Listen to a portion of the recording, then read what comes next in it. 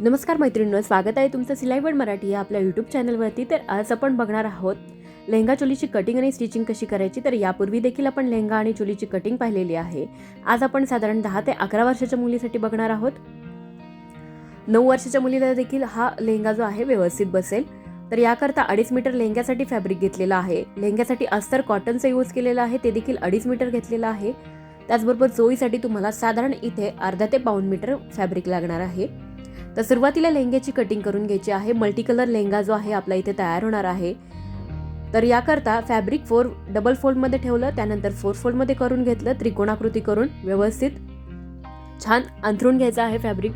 त्रिकोणाकृती करून घेतल्यानंतर आता जे वरचं टोक आहे तिथे तुम्हाला वेस्टचं मेजरमेंट घ्यायचं आहे। मुलीची जी पण वेस्ट आहे त्याला भागिले 4 करून घ्यायचं आहे।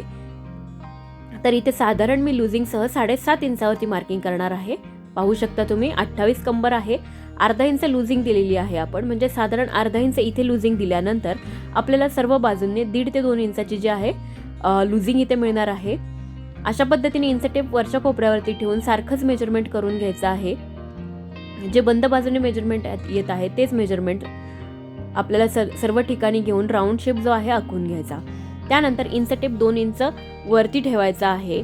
आणि आपल्याला बॉटमची मार्किंग करायची आहे किंवा पूर्ण लेहंग्याची उंची घ्यायची आहे। तर इंच टेप मी 2 इंच वर ठेवला। त्यानंतर आता इथे लेंथ मेजर करायची आहे। तर साधारण इथे पहा, तुमची जी पण लेंथ आहे त्याच्यामध्ये 2 इंच तुम्हाला एक्स्ट्रा घ्यायचा आहे खालचा बॉटम फोल्ड करण्यासाठी। त्यानंतर आता बॉटमसाठी आपण 36 इंच मार्किंग केलेलं आहे। पाहू शकता तुम्ही 36 इंचावरती इथे मार्किंग केलेलं आहे बॉटमसाठी। आणि राऊंड शेप जो आहे आखून घेतलेला आहे, सर्व बाजूंनी सारखं मेजरमेंट घेतलेलं आहे। आता कटिंग करायची आहे केलेल्या मार्किंग प्रमाणे। आधी आपण वेस्टलाईनची कटिंग करून घेऊयात। यामध्ये साधारण 1.5 ते 2 इंचाचा आपला एका साइडने लेहंग्याला जो आहे जॉईंट लागणार आहे। तुम्ही पाहू शकता खालच्या बाजूला कटिंग आपली इथे झालेली आहे आणि खालचा जो भाग आहे तिथे जॉईंट लागणार आहे, त्याची कटिंग उरलेल्या फॅब्रिक मध्ये करायची आहे। अस्तरच्या फॅब्रिकची देखील आपण कटिंग करून घेतली। अस्तरच्या फॅब्रिकची उंची 2 ते 3 इंच कमी ठेवलेली आहे मेन फॅब्रिकपेक्षा। आता चोळीची कटिंग करायची आहे। तर चोळी करता फॅब्रिक 4 फोल्ड मध्ये ठेवलं आणि साधारण 14 इंचाची जी आहे चोळी आपल्याला तयार ठेवायची आहे। सरळ रेष आखून घेतली आणि त्याच सरळ रेषेवरती आपल्याला शोल्डरचं मेजरमेंट घ्यायचं आहे। तर शोल्डरसाठी इथे 5.5 इंच मी मार्किंग केलेलं आहे। त्यानंतर 6 इंचावरती आर्महोलसाठी मार्किंग करून घ्यायचं आणि सरळ रेष जी आहे ती आखून घ्यायची आहे। जिथे आर्महोलची लाईन आपली संपली तिथे तुम्हाला चेस्टचं मेजरमेंट घ्यायचं आहे। जी पण मुलीची चेस्ट असेल भागिले 4 करून घ्या। तर इथे मी साधारण 7.5 इंचावरती मार्किंग केलेलं आहे, प्लस 2 इंच यामध्ये मार्जिन जी आहे ती ऍड करून घेतलेली आहे।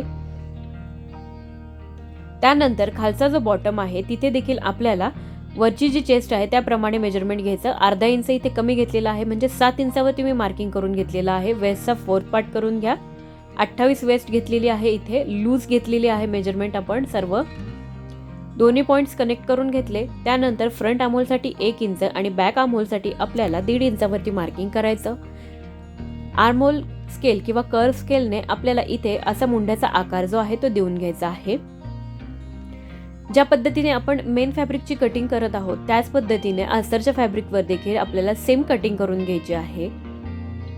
त्यानंतर आता नेकची रुंदी किंवा गळा रुंदी घेणार आहे। इथे मी 3.5 इंच, साधारण 2.5 इंच जास्त छोटी होते तर आपण 3.5 इंच गळा रुंदी घेणार आहोत। आता गळ्याची खोली किती घ्यायची तर अशा पद्धतीने क्रॉस मध्ये मेजर करून मी 5 इंचावरती मार्किंग करून घेतलेला आहे। त्यानंतर इथे आपल्याला बॉक्स जो आहे तो बनवून घ्यायचा आहे। इथे मी फॅब्रिक सरळ ठेवलेलं आहे, तुम्ही उलट फॅब्रिक किंवा आतली बाजू ठेवली तरीही चालेल। आणि इथे तुम्हाला जो हवा तो गळ्याचा आकार देऊन घ्या। तर इथे मी गोल गळा जो आहे ठेवणार आहे चोळीसाठी। अशा पद्धतीने गोलाकार गळ्यासाठी देऊन घेतलेला आहे। त्यानंतर अर्धा इंच शोल्डर डाऊन करून घ्यायचे आणि बॅकनेकची आपल्याला इथे ड्राफ्टिंग करायची आहे। तर बॅकनेक किती डीप घ्यायचा आहे तर बॅकनेक इथे मी 3 इंच डीप घेणार आहे। आणि ही जी चोळी असणार आहे आपली ती बॅक ओपन असणार आहे, म्हणजे बॅक साईडला याला नॉट येतील। तुम्हाला हवं तर तुम्ही इथे झिप देखील अटॅच करू शकता मागच्या साईडने। तर केलेल्या मार्किंग प्रमाणे कटिंग करून घेऊ। त्यानंतर मी फ्रंट पार्ट सेपरेट केला, बॅक पार्ट घेतलेला आहे, सेंटरच्या बाजूने फोल्ड करून घेतला आणि उंची घेतली। तर साधारण इथे 12 इंच उंची येत आहे सेंटरच्या बाजूने अर्धा ते 1 इंच खालच्या साईडने बॉटम आपलं फोल्ड होणार आहे. तर साधारण 4 इंचावरती एक अशा पद्धतीने मार्किंग करून घेणार आहे. 4-4 इंचावरती असे 3 मार्क्स मी इथे करून घेतलेले आहेत व्यवस्थित. तुम्हाला हवं तर 3-3 इंचावरती देखील तुम्ही करू शकता. आणि इथे असं व्यवस्थित आपल्याला शेप देऊन घ्यायचा आहे. साधारण सेंटरच्या बाजूने 1 इंच पुढे आपल्याला एक सरळ रेष जी आहे ती आखून घ्यायची. व्यवस्थित मार्किंग करून घ्या, सारखंच मार्किंग आलं पाहिजे. हे तुम्ही कॅनव्हास पेपरवर देखील नेक पॅटर्न जो आहे हा बनवू शकता. तर मी इथे डायरेक्टली फॅब्रिकवरती कटिंग दाखवणार आहे. अशा पद्धतीने आकार जो आहे मी देऊन घेतलेला आहे. तिन्ही आकार सेम यायला हवे आणि केलेल्या मार्किंग प्रमाणे आपल्याला कटिंग करायची आहे. सेम अस्तरची देखील कटिंग करून घ्यायची आहे.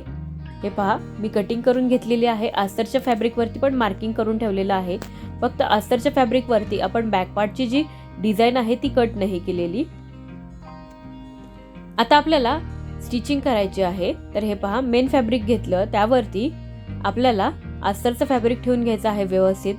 गळ्याचा भाग आणि आमोलचा भाग शिवून घ्यायचा.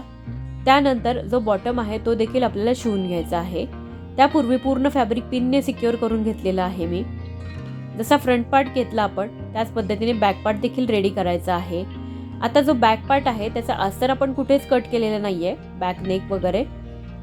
तर अशा पद्धतीने व्यवस्थित छान आकारामध्ये आपल्याला पूर्ण पार्ट आधी शिवून घ्यायचा आहे. सर्व पार्ट्सला आपल्याला नॉट्स लावायच्या आहेत. तर तिथे आपल्याला आतल्या बाजूने नॉट ठेवून घ्यायच्या आणि स्टिच करून घ्यायच्या आहेत. इनविजिबल नॉट्स जे आहेत आपण इथे लावणार आहोत.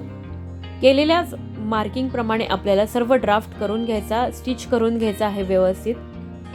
फ्रंट पार्ट जो आहे त्याचा सेंटर करून समोरच्या बाजूने असा आकार जो आहे तो मी देऊन घेतलेला आहे. तुम्ही स्ट्रेट ठेवलं तरी चालणार आहे.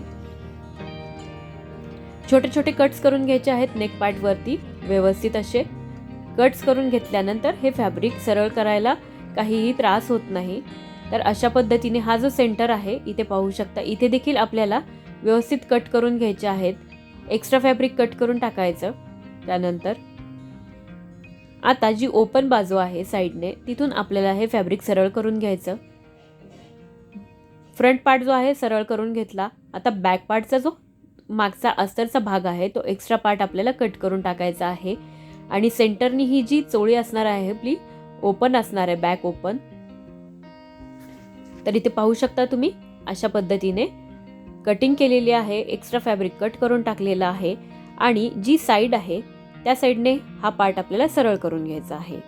बॉटम देखील इथे आपण फोल्ड करून घेतलेला आहे आणि नॉट्स ज्या आहेत त्या व्यवस्थित पकडायच्या आणि बाहेर काढून घ्यायच्या. नॉट्स जिथे लावलेल्या आहेत तिथे डबल स्टिच करून घ्यायचं आहे, जेणेकरून नॉट्स ज्या आहेत ते निघणार नाहीत.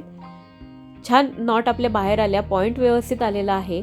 आता आपल्याला टॉप स्टिचेस करून घ्यायचे आहेत चोळीच्या पार्टवरती, बॉटम साईडला देखील.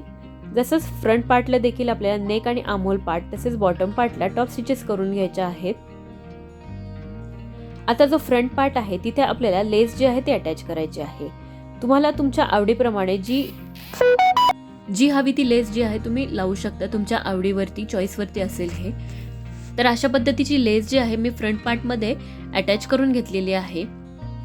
नॉट्स व्यवस्थित लावून घेतल्या. इथे तुम्ही टसल्स देखील लावू शकता किंवा वेगवेगळे लटकन्स देखील बनवून लावू शकता नॉट्सला. तर याला जे मी फ्लावर्स जे आहेत ते अटॅच करणार आहे नॉट्ससाठी, जे आत्ता मला मिळालेले नाहीत. त्यामुळे मी नॉट्सला आत्ता काही लटकन वगैरे लावलेले नाही आहेत. किंवा मनी देखील लावू शकता. दोन्ही मेन फॅब्रिक समोरासमोर ठेवून आपल्याला चोळीला फिटिंग करून घ्यायची आहे. पहिल्यांदा शोल्डर फिटिंग, त्यानंतर साईडने फिटिंग करून घ्यायची. लेहंग्याचा मेन फॅब्रिक घेतलेला आहे. आता आपल्याला यामध्ये अस्तर जे आहे ते जॉईन करायचं आहे. इथे जी बाजू दिसत आहे ती उलटी बाजू आहे लेहंग्याची. सरळ बाजू खालच्या बाजूने आहे. व्यवस्थित असं वेस्ट लाईनला आपल्याला अस्तर जे आहे पकडून अटॅच करून घ्यायचं आहे. अस्तर अटॅच करून घेतलं त्यानंतर पाहू शकता तुम्ही अस्तर व्यवस्थित अटॅच केलेला आहे आपण. आता लेहंग्याचा जो बॉटम आहे तो फोल्ड करायचा. अशा पद्धतीने जेवढी मार्जिन आपण घेतली होती तेवढी जी स्ट्रीप आहे कंप्लीट आपल्याला फोल्ड करून घ्यायची आहे. पूर्ण राऊंड असाच रेडी करून घ्यायचा आहे डबल फोल्ड करून. त्यानंतर आपल्याला लेस जे आहे ते अटॅच करून घ्यायची आहे लेहंग्यामध्ये. तुम्ही तुमच्या आवडीप्रमाणे डिझायनर लेस इथे वापरू शकता आणि खूप छान असा लेहंगा जो आहे ब्रायडल लेहंगा याला म्हणू शकतो आपला तयार होणार आहे. लेस अटॅच करून घेतलेली आहे आपण इथे. मल्टी कलर लेहंगा आपला इथे नवरात्रीसाठी तयार होतोय. खूपच छान आणि सुंदर याचा लुक येणार आहे. बेल्ट अटॅच करायचा आहे, तर बेल्ट इथे मी रेडी करून घेतलेला आहे. साधारण 4.5 इंच रुंदी घेतलेली आहे. वरच्या बाजूने अर्धा इंच फोल्ड करून घेतला, अस्तर लावून घेतलेला आहे बेल्टला. आता हा जो बेल्ट आहे मी वेगळी पद्धत सांगत आहे. अस्तरच्या बाजूने म्हणजे आतल्या बाजूने बेल्ट आपण लावून घेणार आहोत. त्यानंतर डबल फोल्ड करून बाहेरच्या बाजूने त्याला स्टिच करून घेणार आहोत. हे पहा, अशा पद्धतीने आतल्या बाजूने लावून घ्यायचा. त्यानंतर एक स्ट्रीप जी आहे ती बाहेरच्या बाजूने फोल्ड करून घ्यायची. तर मैत्रिणींनो, तुम्ही इथे पाहू शकता सुंदर असा मल्टी कलर लेहंगा जो आहे इथे तयार झालेला आहे आणि खूप छान सुंदर असा लुक याला आलेला आहे.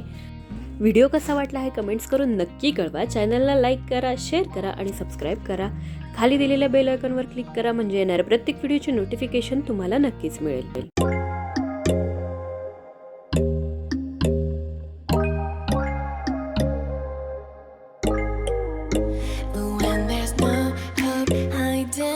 Chance concealing what deep down I felt for you. Oh, I regret